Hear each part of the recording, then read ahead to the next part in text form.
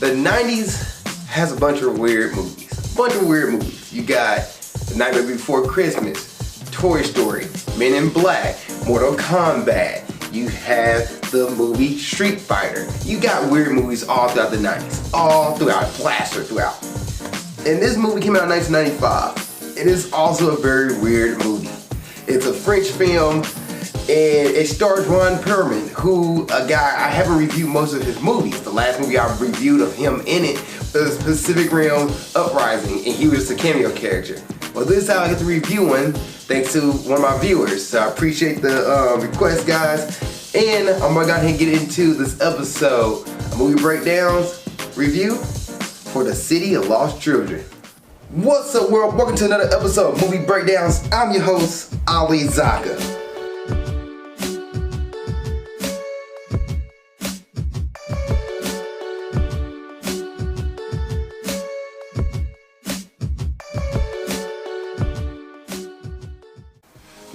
What's up, world? Welcome to another episode of Movie Breakdowns. I'm your host, Ali Zakka, and what is Movie Breakdowns? A movie review series where we look at new and old movies, give them a grade A through F, plus and minuses do count.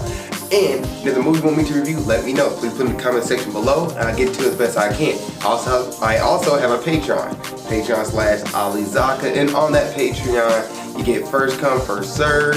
You get trailer reaction, trailer reviews before they come out, way before they come on YouTube and Facebook, and that's about it. So let's go ahead and get into this version, I guess this episode of 1995, The City of Lost Children. First thoughts on this movie. It's weird.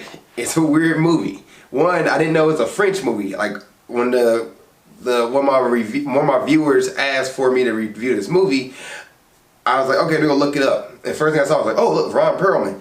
But I had no idea this was a French movie, and I decided to watch it. And I didn't know what the tone of this movie is supposed to be. That's like one of the downfalls to me of this movie, is the tone and the story, or I guess motivations for certain characters. The main plot is simple, and by the way, guys, this is a spoiler review, so I'm just giving you a heads up. But the main plot is simple, easy to follow, you can get that. But how they get to that point was kind of like, huh? What? Why? Okay, this is happening because, and if it was a comedy movie, I'd be like, this makes sense, no big deal, let's roll with it. But it's also a serious movie, so I didn't really understand was it supposed to be a comedy, or was it supposed to be a serious movie, or was it supposed to be like, I don't know, the tone of it seemed off and on. Like there's times where a character would do something like, man, that's really dark, and then he'll flip and he's like joking or some comical thing would happen, and you're like, is this a goofy movie? And there are such things as dark comedy, but I looked this up and this movie is considered a sci-fi movie, so I was like, I don't know. Is it dark comedy? Is it not? Is it like, okay, sure. So the tone of the movie didn't really mesh well with me. And as far as the storyline, Ron Perlman is the guy known as the One. And he teams up with this little girl named Maya to save his little brother. Little brother gets kidnapped by these guys called the Cyclops, who are working for this guy named Crank, who is a mad scientist that is trying to dream. He can't dream. He keeps having nightmares. He just wants to dream so he can sleep. So he is kidnapping kids to steal their dreams. And Ryan has to stop Crank from stealing his little brother's dream. Simple. Simple. But us getting to Ryan, known as the One, rescuing his little brother, he goes on kind of like on a journey in a sense, kind of like an odyssey where he goes through different trials and tribulations to get there. But things happen and he's like, okay, the Cyclops kidnap, Ron, I'm going to call Ron Perlman, kidnap his little brother. Him and Mayette gets kidnapped. They get saved or rescued, and they go through a little like loop to another tribulation, another trial to get out of the harm's way to try to save Ron's little brother. But the Cyclops, after they kidnap Ron and Mayette, disappear really. They don't really show up after they, like, you want to figure out how the Cyclops exists, and then when we get brainwashed, but after that, they don't really exist anymore. Another character in this movie called Scuba Diver, he is a mad scientist as well who has amnesia and loses his memory. But he has multiple clones of himself. At the end of this movie, he rescues Mayette. That's how you get introduced to this character. So you're thinking, oh, Mayette, the scuba diver, and Ron Perlman's character is going to team up and rescue Ron's little brother. Doesn't really happen that way. The scuba diver realizes that he is a scientist and goes back to the origin of his base, where Crank is at and where the children are at, and he decides to blow everything to smithereens, and then traps himself to the building to blow it up. But then at the end, he realizes that he sees his paperwork in the midst of some of the bombings of the building. It kind of floats into his hands, and he's like, "Oh, what am I doing here? Why did I strap myself up? Come back and save me."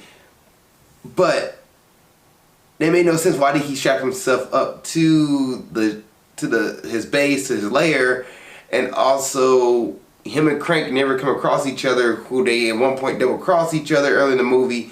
And it was just like different things that kind of felt out of place or didn't flow well for me. And that's just my thoughts on it.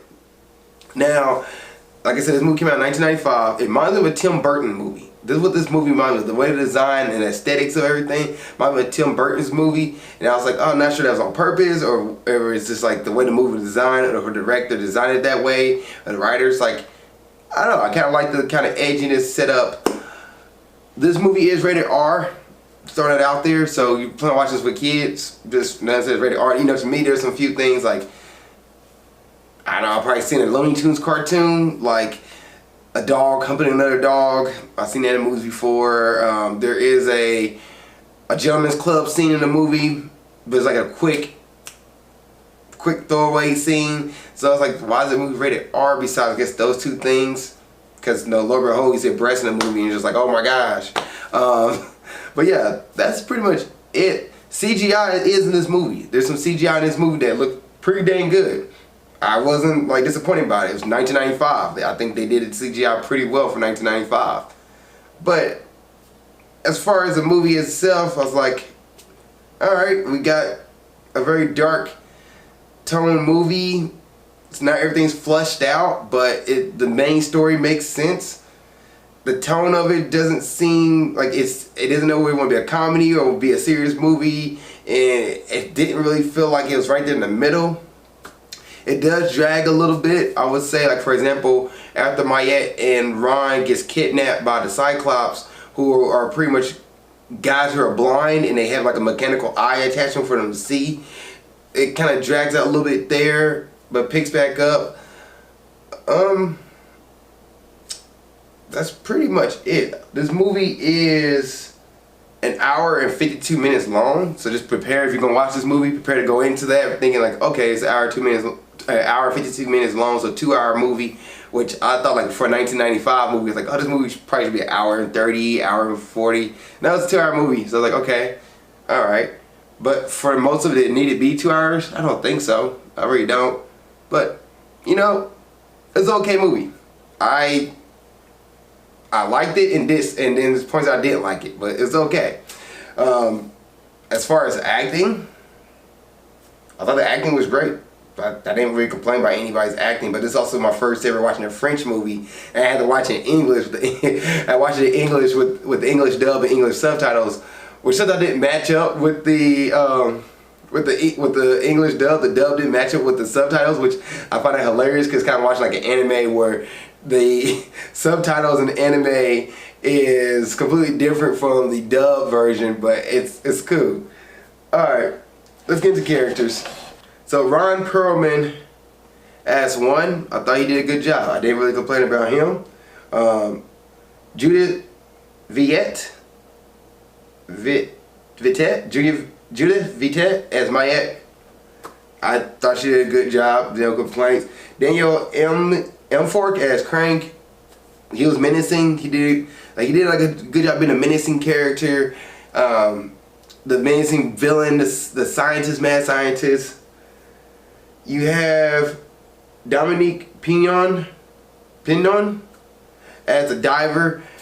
He's the mad scientist. He was goofy for most of the time when he was the diver, and then as the clones, he's kind of annoying to me. But I think that's how he supposed to be made, portrayed as that, and they annoyed Crank's character. You have Mario Mose as Martha. I thought she did good. Gene Lewis.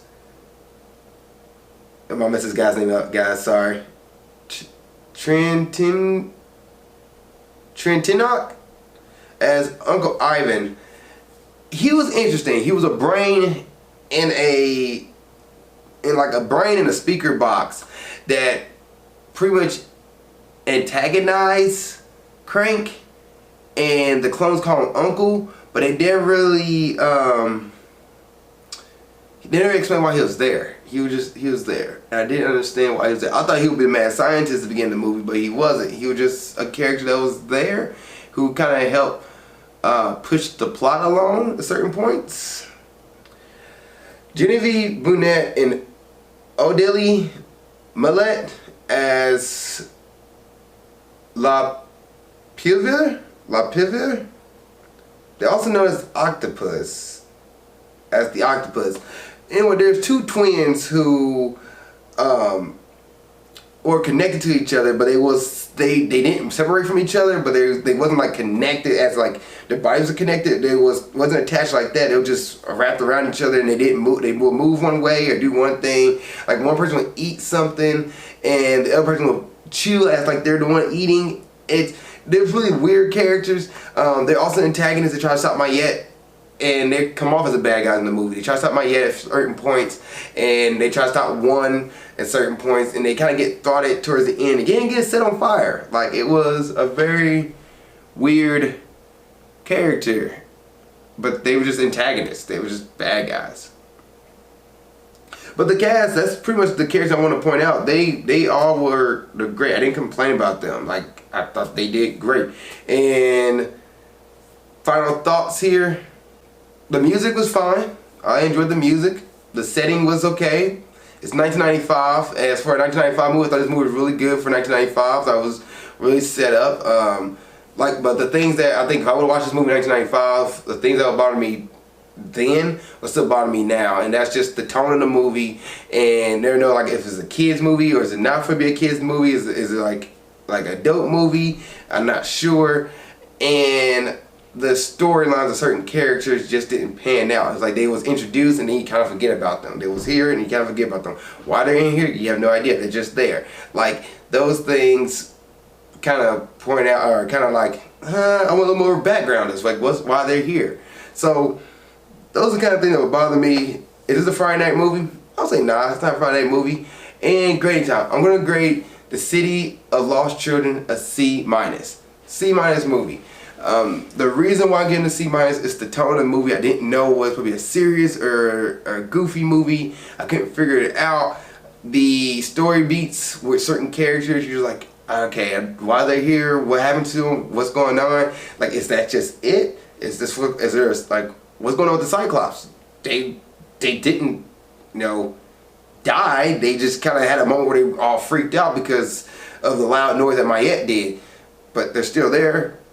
Yeah, Crank and the scuba diver are both dead, as well as Martha, but the clones are still alive, and the guy, the brain, Ivan, he's alive too. So like, I don't understand. But Ron, also known as the One, and Mayette does save Ron's little brother. So and they save the rest of the kids.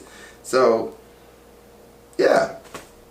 C-. It's okay movie. If you watch this movie, you're probably like, okay, it's cool. And that's my opinion of it. That's my thoughts. As far as IMDb gives it 7.5, and then Rotten Tomatoes, I believe, gave it a 79%. This movie's a pretty like big deal. I'm not sure. Yeah, 79% Rotten Tomatoes. And 7.5 on IMDb. So to me, like a lot of people love this movie, and it's probably because it came out in 1995. Like at the time you watch this movie, you're probably like, man, this movie's actually pretty dang good. Then nostalgia kicks in, you're like, heck yeah. But you go back and watch it, you're probably like, it could be better. It could be better. But yeah, City of Lost Children. That's my review of it. Thank you guys for watching this episode of Movie Breakdowns. If you've seen the City of Lost Children, what do you think? Please put in the comment section below. Other than that, see you guys in the next episode of Movie Breakdowns, and keep being awesome. Thank you guys for watching this episode. I really appreciate it. Please like, share, comment, subscribe. Also, you want to see what else I'm doing in my normal life and other things that's going on, please follow me on Instagram at Ali_Zakka. I'll put it right here around my face. Yep, right there. Also, if you want more episodes of Movie Breakdowns or Grind Towards Success or whatever it is I'm doing on YouTube, you know what? Follow my page right here, like I said before, the little comment thing right there, And then you can watch the last episode of Movie Breakdowns right here, and watch the last episode of Grind Towards Success right there. Other than that, thank you guys so much. I really appreciate y'all. See y'all next time. Keep being awesome.